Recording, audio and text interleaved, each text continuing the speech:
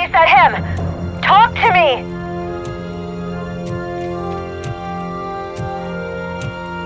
It is me, Louis. It has always been me.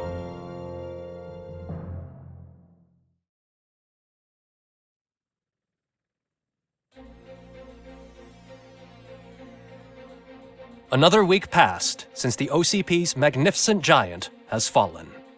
OCP's new CEO assured us that the destruction of its headquarters will not stand in the way of finishing Delta City. Japanese corporation Kanemitsu has already shown interest in OCP's most prominent project.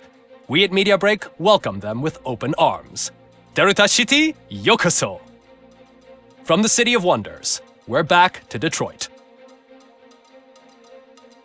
John Mills goes down in the history of the city as its shortest-serving mayor, excluding premature death. He offered his resignation on his very first day of office. According to a reliable source, Mills expressed, and I quote, "I did not sign up to run this dump." Are the new elections ahead of us, and has the city recovered after the previous ones? Now it's time to introduce a new segment, You the Detroiters, where we share feel-good stories from our local communities.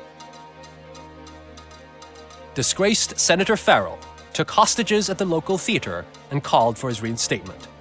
However, a former vagrant and the theater's newest employee managed to defuse the situation. When asked why he decided to risk his life, Pickles, a European cinema connoisseur, said that it was simply disrespectful to interrupt the screening. Let's just hope Pickles does not influence the theater's movie selection.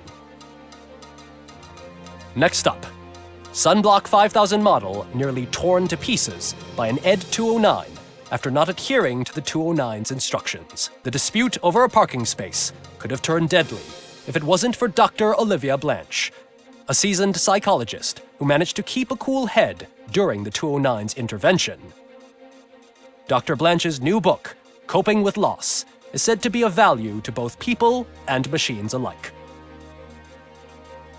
A defamed reporter funded by terrorists after trying to illegally broadcast a hit piece aimed at OCP, Samantha Ortiz has been spotted collaborating with a terrorist group led by a woman known in the underworld as Bertha. OCP denies. We're sorry for the disturbance. Fortunately, this time it was a minor one. Let's move on. A new world record has been set in Detroit. A man called Funeral Bob attended his 1,000th funeral this year. The record-breaking funeral belonged to Max Becker, a former OCP executive. As it turned out, Bob was its only attendee. The OCP delegation did not arrive due to a rescheduled business meeting. We hope the meeting went well. Moving on. The owner of a local restaurant, Onion Baji, in cahoots with a ring of zoo thieves. The restaurant was proved to source the ingredients through crime. The arrest was made by a rookie neighborhood cop, Ulysses Washington, and according to his statement, it wasn't the first animal he had saved. One question still remains unanswered. What happens to RoboCop's human status? We've been informed that due to Mayor Mills's resignation, the matter will not be pursued by his office.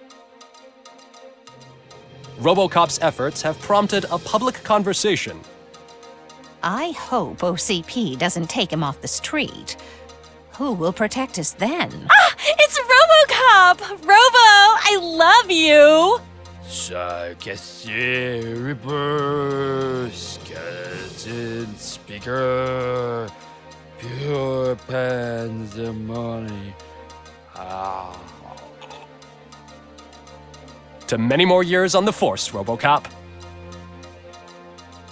It's been a busy time for Detroit, but the cloud that lowers over the city is lifting as police end their strike. We're ready to serve, said Officer Ann Lewis, who returned to duty despite her recent injury. What heroism. Detroit can sleep soundly tonight. The question is, for how long? That's all for today. This was Casey Wong. Until next time.